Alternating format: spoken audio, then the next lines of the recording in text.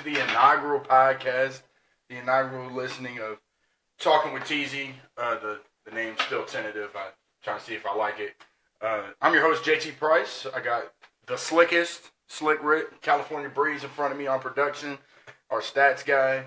And I got a special guest close to my heart today. All-American, multiple all-conference winner, great guy, great haircut. All the way from Lebanon, Ohio, we got Blake Lamb. What's up? So, Blake Lamb, good to see you. As always, man, making the trip from across the room. Yeah, so I just want to get right to it, bro. Tell me about yourself. Like, what does somebody need to know about Blake Lamb? Yeah, shoot. It's kind of funny we had this question. What's it called? The banquet the other day. I was like, so I feel like a flashback. Get a little PTSD. Getting a little embarrassed again. But yeah, I mean, I've been your roommate for 3 years, so you know me pretty well. Yep. For the people that don't know me, JT mentioned it. I'm from Lebanon, Ohio, near Cincinnati. Play football here, obviously. That's why I'm living with these fools. Got a thing. Yeah, play tight end. All around, just a guy that likes to have fun. So that's why I'm on here today. So are you a little thrown off because of the way he asked you that at the banquet? Oh, he was like, bro, he threw me into the fire right away. I was like, bro. All right, so those obviously who weren't at the banquet, we talked about. So our speaker was like the FCA director of the Midwest, and he says, "All right, let's do a little activity." And then he calls on. He goes, "Hey, is Blake Lamb in the building?" And then he just, what did he say? Just tell me about yourself. Yeah, it's just, who are you? I was like, what? Who are you? And so he goes first. And what did you say? I play football. Yeah, I was like, football player, son. And then I was like, anything else? All-American. Yeah. Yeah, it's like All-American, bro. Like, I heard somebody behind me say it. I think it was Lucas. And everybody's like, All-American, bro. Yeah, and then you get grilled if there's like, when you introduce yourself, don't introduce yourself with something that you do. Yeah. He's like, All-American is something you do. I was like, oh, shit. I mean, it's like... He didn't tell me what this day. So. But like, how else are you going to introduce... I mean, obviously you don't say All-American, but it's like... Right. Yeah. I think I was still a little confused after he finished the I can't remember the rap. But I think we were supposed to be like, Son of God. Just explain like how, like, with him we are redeemed and saved. Yeah, that's true. Amen. Yeah. Amen. Well.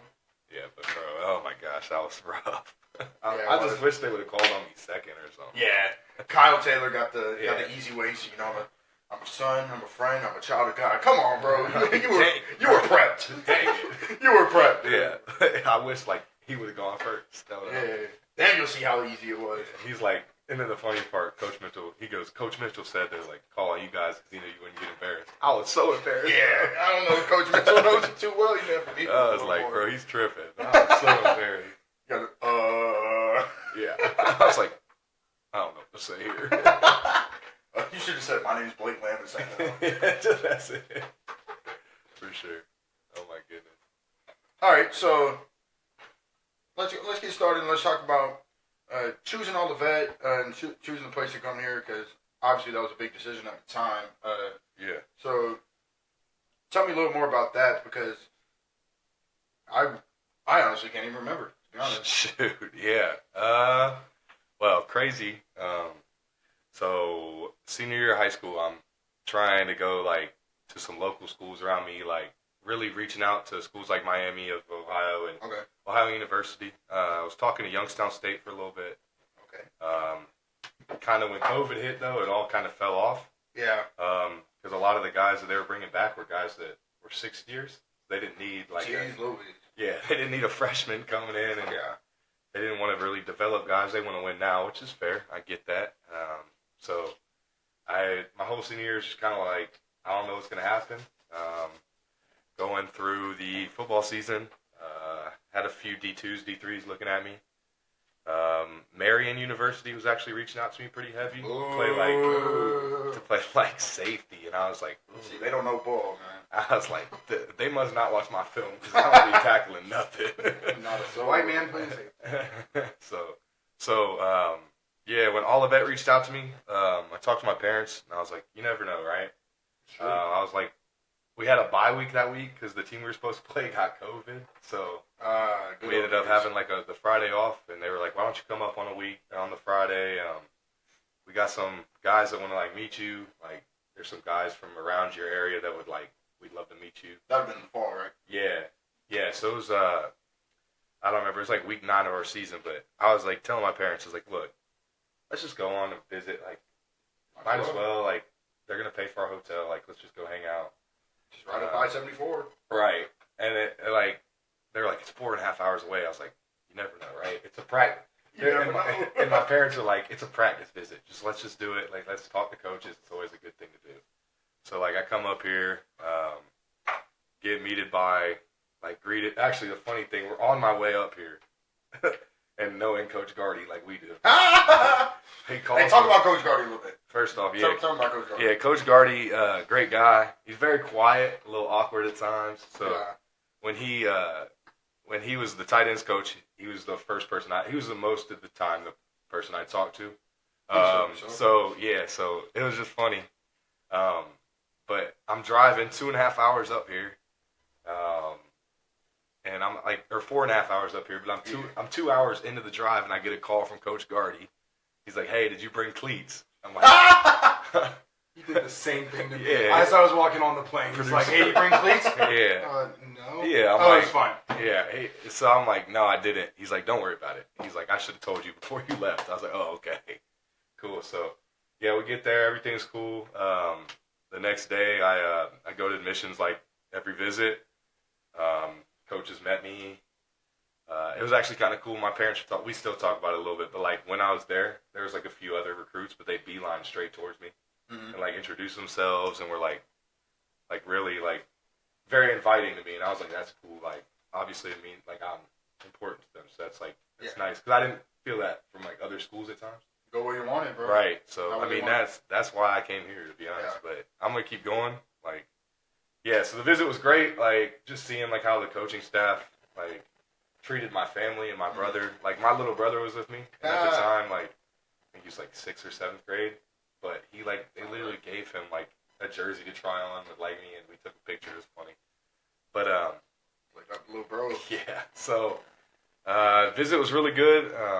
Then like at the end of the day, Coach Heyman talked to me and my family for probably like an hour. Like, didn't feel like rushed or anything. Like, he was just like enjoying the conversation with us. And when we left, I was like, dang, I want to commit there. And my parents were like, give it a week, give it 2 weeks, like, don't rush it, you know?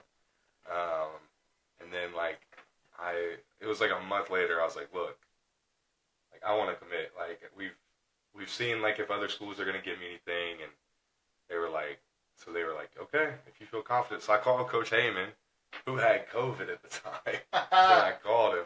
Gave him some good news. Yeah, and he goes, I was like, yeah, Coach, I'm going to commit. Like, I appreciate it. Like, thank you for everything. I'm super excited. And he goes, you know, I just want you to know I'm really excited. I just don't feel good. So, like, it doesn't sound like it right now. And I was like, yeah. But I think I always wanted to go to, like, a smaller school just so, like, I could know a lot more people. Because I feel like at the big schools, like, you don't know everybody. And, that's true. It feels like you're like a number almost. Right. But, like, when I got here, bro, like, I made friends that, like, don't play sports. Yeah. And that's, like, super cool to me. So, that's just been, like, a blessing, to be honest. And obviously, like, getting my friends like you guys, and of course, it's just been, like, such a good time. So. Get me emotional on this pod, bro. Make a grown man cry. But yeah, that's interesting because, like, your committing part is almost like the opposite of mine. Yeah. It's like your parents were trying to, like, get you to wait it out and see more. Yeah, right. Which, when I got my, like, financial letter, my dad was like, hey, you better know if you're going there or not. Right. It's like, you better call Coach LaCroix, which I'll get into my commitment story, if that's okay. Shoot, yeah, please. If that's okay. Yeah, so mine was kind of similar. It was over the summer, though. I had to call off Ace Hardware for the weekend, which I was like, Coach LaCroix, I'm not going to lie, would I have a place to stay when I go up there? Like, hotels aren't, like, everything's locked down, so I don't even know if I can get up there. And so I was able to get a flight up there, and he was just like, shoot, you can stay. I got a guest room. Right. Which is funny, which I don't know if I'm if I'm ratting them out right now, but That's but the it way was- I ball though. But yeah, it's Wild Wild West. Yeah, so I stayed at his house. I really just no students are on campus. Nobody. I took a visit, hung out with the coaching staff, played basketball. Yeah. Was the only recruit to beat Renfro in a shooting competition. That's when they knew they needed you. Yeah, it was funny. He said I didn't say any but like 5 words until we started playing that basketball game and just started talking trash. Oh yeah. Yep. I felt right at home. Surprised JT talking trash playing moves. But yeah, so I took that visit and I really loved it. Honestly, like I was still a little bit of a big-headed kid wanting to go to Right. Troy, Florida State. I was Sure. like, I wanted Wherever. to live that dream, but like I really just felt called to come here. Yeah. And then like everything worked out when I get the scholarship. It was just like it felt like where I needed to be, especially with like everything closing down and like you said with the recruiting being different. It just felt like God was closing doors, and it was so clear to which door that was open. Right. He was opening that one for you for sure. Yeah, I don't regret a thing either. Like I loved my time here. Wish it could have been longer, honestly. Shoot. Yeah. For sure.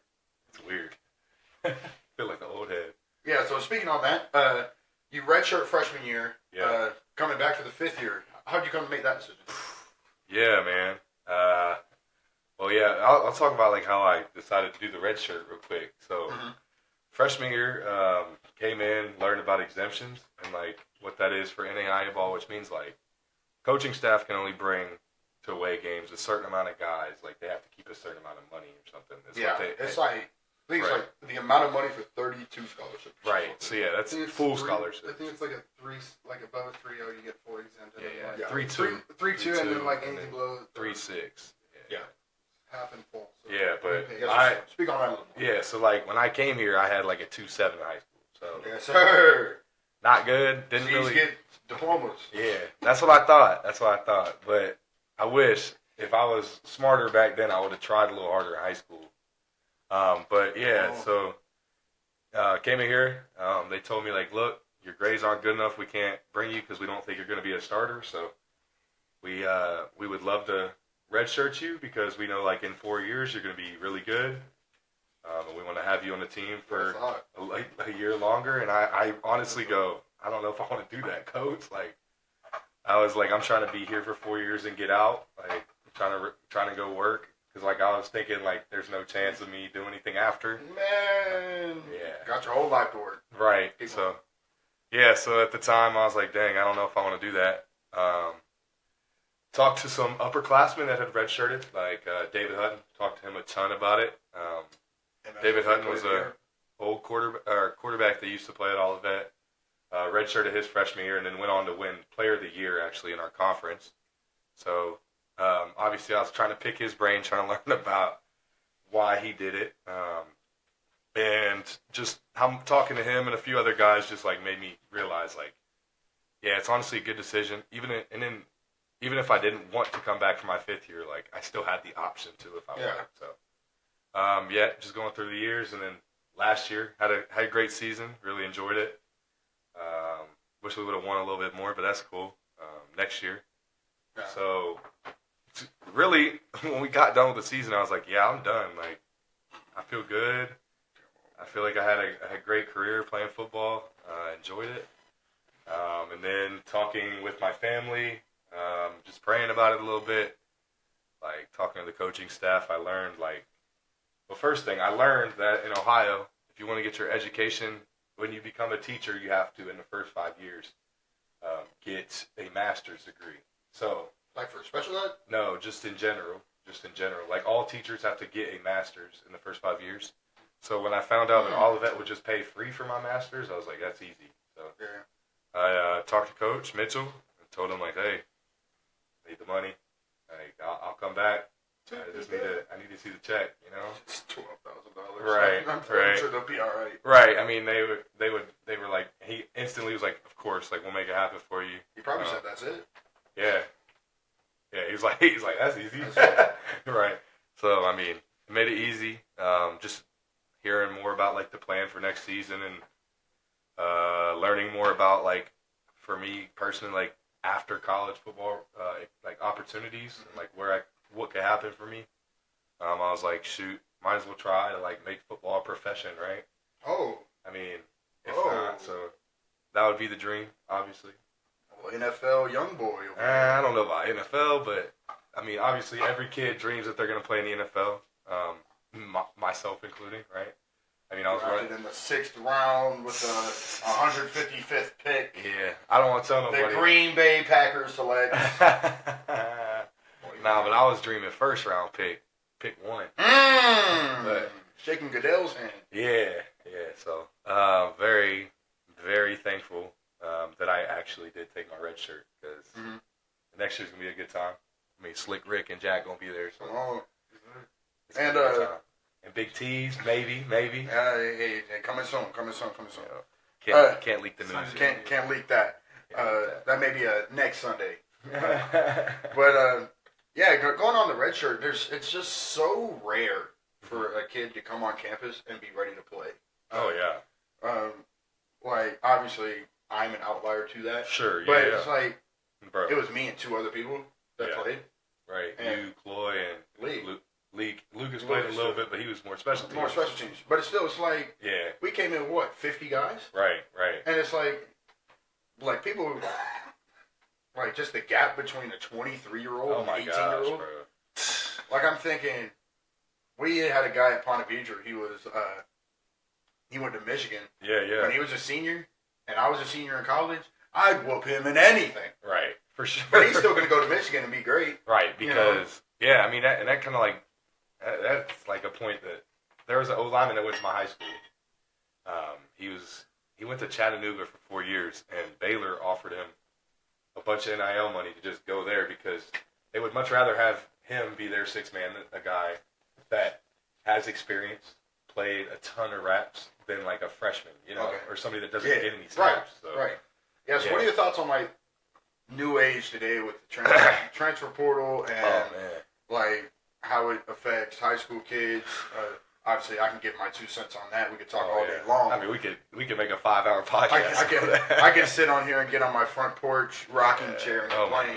But how do you feel about like the transfer portal, pros and cons, the NIL culture? Sure. Obviously, that doesn't affect us incredibly much, unless this podcast takes off.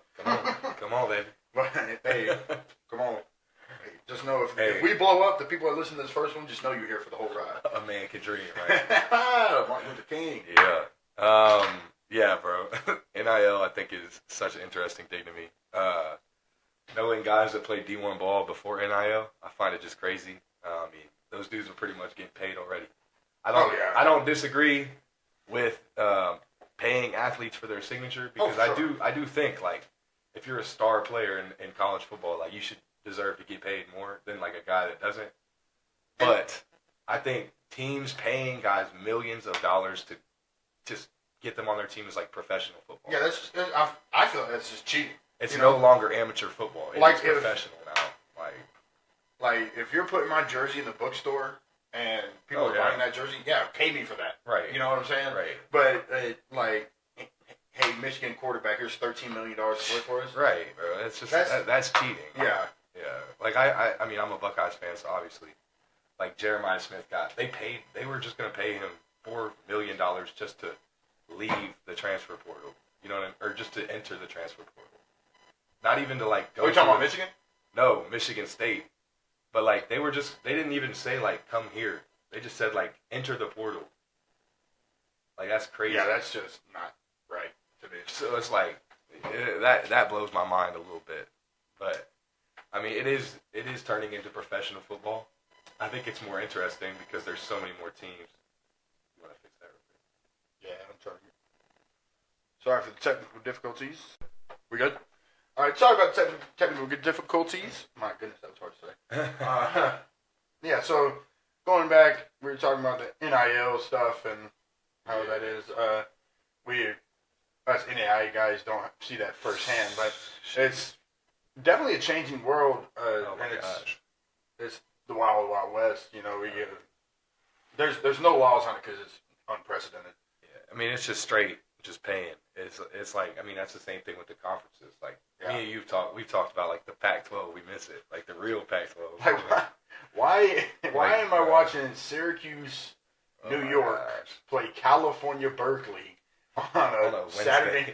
Right. On a Wednesday night basketball game, bro. Like, How are these kids getting back to take their exam on They're Thursday, not. 8 a.m.? They're not, bro. That's the thing that's tough for me. It's just like it's frustrating because it's like for guys that aren't in it, like Yeah. you're like, dang, why are they getting paid so much money just to play ball? You know. Yeah. But like for a guy that's in it, shoot, I take that all Chase day. that bread, King. Right. All right. Hey, let's talk about this though. What's up? Luka to the Lakers. Look at the way. Yeah. They're saying that's the worst trade since Brittany Griner. Oh my god. Brittany Griner back home. Oh my gosh. Bro, did you see that Jason Kidd in the GM, I think his name's Nico or something of the Mavs, was talking? He didn't even go over it with Jason Kidd. No, like what I heard is like Rob Pelinka, the GM of the Lakers, and then the GM of the Mavericks. Like Right. it was just them two. Nobody else knew. Bro, that's the easiest trade of all time, bro. For the Lakers. I don't know. I feel like neither one of them get better though. Nah, I don't think it helps Luka. I don't see it helping AD. I just don't. They're saying Luka. They said they traded Luka because he's fat. They said Luka's just like lazy on defense. They need somebody that's like gonna play. Which I understand that. Like if AD can rock out in Dallas, and then I just don't. I don't. the see Lakers it. get a face of the franchise for the next couple of years. Yeah, right. I just don't see it happening. That's I don't know. Only time will tell though. Yeah, I mean, I also don't watch NBA basketball. So Yeah. I have no idea how either of those teams are actually doing. Lakers are 5th. Mavs are about like 7th, Right. in the West. Thunder, though. Thunder, man, power of friendship. Come on.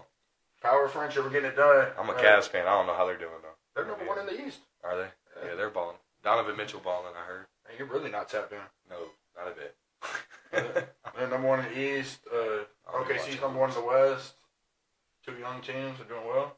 Yeah, I think the Cavs got a good shot for a few years. I mean, we got to go watch them play the Celtics. Yeah. It sounds like you don't actually know if they have a good shot. I mean, they've been first in the East all like season. But you just learned that when I just said Nah, well, I knew they were earlier in the season because me and Jack were watching Warriors Cavs, and of course the Cavs won. The Mavericks are 9th in the Western Conference. Okay, how many games back behind are they from the Lakers? The Lakers says They're 3.5. 3. yeah, because Yeah, so neck and neck. 3.5. Right. Because the Lakers are 10. Bruh, Thunder is running away with them. Come on, bro. Oh my gosh. SGA, MVP. Cavs are 6 games ahead of the Celtics.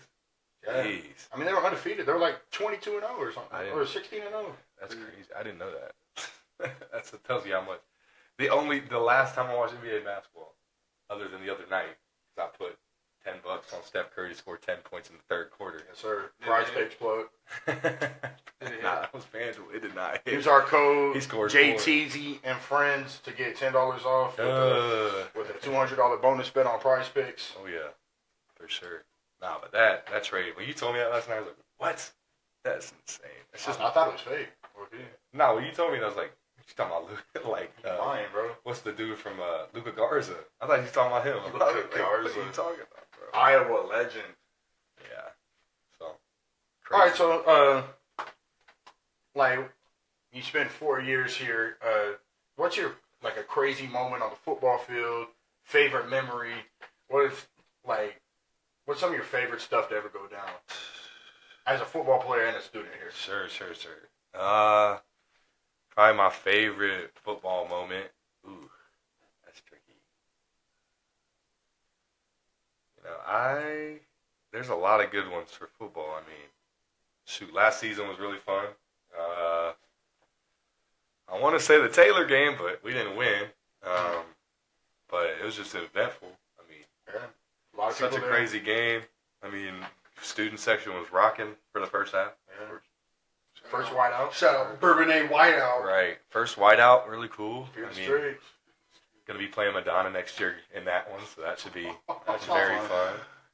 It's Yeah, so probably the whiteout, really cool game. I mean, we got to go. That's my first ever overtime game, so even though we I lost think it, it was my first one too. yeah, even though we lost it, I'm trying to. That's why we lost it, bro. You weren't ready for game. overtime. We never done Fun it before. game, right? Favorite That's true. moment. The second overtime game. Yeah, We I wrapped it up. was praying that we See just ya. got the fumble. Yeah, I was that's like, just don't make us go on offense, bro. Just end this game real quick. And they did, and I was like, yes, Talking about Siena Heights. yes. Yeah, that was a crazy moment. I remember joking. It's like, bro, if we're at U of I right now, Joe Fugel is the king of this campus. Oh my right gosh, bro, they love him. But, Yeah, like- it's just because we not. You ask anyone, and they'll be like, "What are you talking about?" Yeah, right. Wow. No, like, Yeah. if you're not on the football team, you have no idea about that moment. Yeah, for those who don't know, which probably a lot of you, Yeah. we're playing Siena Heights. We go 14-0, and Siena Heights claws back to tie it with, 5 minutes left. 5 And minutes. so we go into OT on the road, and the same Siena Heights was kind of talking their junk. Oh my god. Yeah, they were talking crazy. Yeah, they were talking They were crazy. talking crazy. They I love thought it. they had all the momentum. You know, they going in first play of overtime. They fumbled the snap. Both the running back and the quarterback fall. And our linebacker picks it up, runs it 80 yards for a touchdown to end the game. To end the game, bro. Crazy play. Yeah. I mean, Coach Hill almost got fired that play. Oh man, the ref was tripping, bro. The game's over. If you've watched any football game in the history of the game and of existence and of time, as soon as that guy crosses the goal line, the field's getting stormed. Oh, yeah. For sure. For sure. The field's gonna get stormed, bro. He was killing me, though. He goes, bro, I about lost my job. About lost my, but love my job. I was saying, you need to get him on here. This would be funny. Yeah, that would be He funny. would crack me up. Nah, but crazy, bro.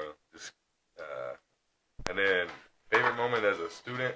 Ooh. It's been a lot of good ones. I mean, I think the most enjoyable is, like, when we get the football stands, like, the football team to, like, pack out the basketball games. That's fun. That's a good time, because, like, we're really, like, letting the other team know it. Yeah. Yeah, I mean, plenty of good times. All the, like, events all of that does at the beginning of the year is always good, too. Like, Yeah. I enjoy, like, we only got to go to wacky games our freshman year. That was fun, though. But, Yeah. like, the silent disco is always a good time. Turn. Yeah, I enjoy that. But, I mean, shoot, just hang out with the boys in the apartment, low-key, has been some of the best. It really can't be beat, honestly. Like, you can't, like, Bro, say, oh, that was my favorite moment of all time when it happens all the time. Like, but it's still, it's like, dorm life, though. Like, oh, you can't say that. you That, can't, bro. Like, that was such a good time. Just hanging out with, like, those dudes across the hall. just leaving the doors Shout open. out OG and Colin, bro. Yes, sir. Yes, sir. Chapman Hall. Yeah. Chapman Hall, second and third floor. Oh yeah. That was a good time, bro. We were Just leaving the doors open. seriously, bro. We just laying on their floor. Somebody random walk in and then Oh, just yeah. hanging out. Yeah, just being dudes. Guys being dudes, right? Exactly. Yeah. You can't beat it. Can't beat Yeah, it. you can't beat it. It's just too fun. One of my favorite football memories has got to be freshman year. You know, we're on PAT. Oh yeah. And so we throw a bomb against St. X, and we're rolling. Oh, against yeah. St. X. We throw a bomb, score a touchdown. Mm-hmm. Probably to Jalen. Jalen I Johnson, was shout out saying, Jay most Black. likely. Shout out. But I remember getting in my stance, getting in my 4-point stance to Oh, get yeah. into PAT. Titus Monacao runs on the field, gets in his stance, goes, "Let's do this thing, slimes." Oh yeah. And I'm sitting here in the heat of the game, just dying laughing during the play. Let's do this thing, slimes. Right. And it was so funny because, like, at that time, I see him, like, he's a pretty stoic guy. Oh yeah. But he's, when I hear him say that, I was weak. Oh my gosh, bro. Yeah, for those of y'all that don't know Titus, man, he is a goofy guy, but super stoic. Like You got to get to know him, honestly. yeah, once you get to know him, bro, he's hilarious. But in the beginning, bro, he's like the quietest guy, super stoic. Like Just always in his own world. Like. That's funny, what's that? But yeah, man, there's a lot of good ones. All right, so I want to get into this next point. So last year we had a decent year. First year head coach. Sure, new coaching staff. Some huge wins, honestly. 3 ranked teams, which you win 6 games and 3 of them are against ranked teams. That's a crazy schedule. But MSFA. yeah, so we had stuff to build upon, I would say. What do you think is the key to taking that next step? Shoot, man. So I mean, I actually reached out in our group chat about this with the team. Just like commitment, like caring about your teammates, more than like yourself. I mean, we've talked about this, kind of really deep talks about this, but it's like consistency in like all phases. Like I feel like our offense would have games where we go stupid, right? Of course. And then games where we like St. Francis, Illinois, right? And why do you think that is? You think it's like the week of practice? It's just consistency. I mean, we got to have everybody bought in every play. I mean, we got guys that are taking plays off. I mean, myself included at times, right? I mean, if I'm on the outside and we're running an inside zone or something, right? I'm normally gonna chill and like not go block, but when we have something bust deep and then my guy makes a tackle 20 yards down the field, it's like that could have been a touchdown. You know what I'm saying? So great it's just team like block on the perimeter. Oh my gosh, yeah, and I think that's something that like we need to like handle next year. Yeah, so you say that, like, what's the key to getting that handled per se? Like, is it just something like yeah, more players coaches have to step up, players have to step up? Is it like more player mentality thing? Yeah, more player led leadership. I mean, I think, like I've said before, like great teams don't thrive, or teams that have just coaches caring are bad teams. Teams that have coaches and players caring are great teams. Mm-hmm. So it's like, just like having the players want to care about the standard more than the coaches do. That'll win you guys more games. So, like, when I hear that, I think, like, obviously people care, right? Right. Is there, like, another gear to, like, is it, like, I don't want to say selfishness, but could selfishness be a part of, like, there's, like, a get mines mentality, Sure. or like, Sure. what's the... Sure. Yeah. No, What's the key?